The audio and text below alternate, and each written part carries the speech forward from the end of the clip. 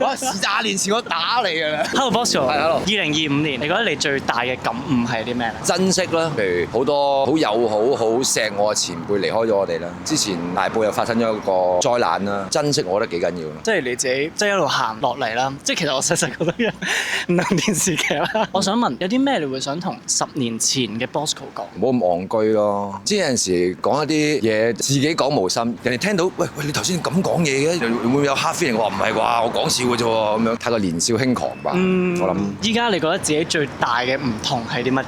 顧及人哋嘅感受咯，你 feel 到你唔開心，佢都會緊張啊。咁而家唔係啊，而家係嚇。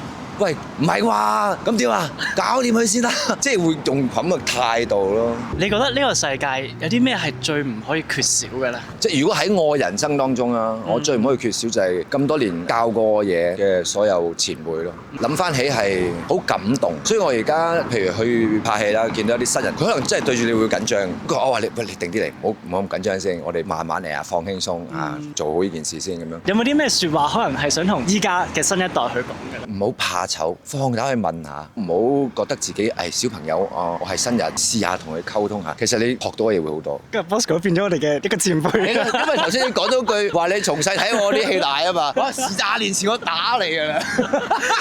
Thank you，爭個刨先呢個我講。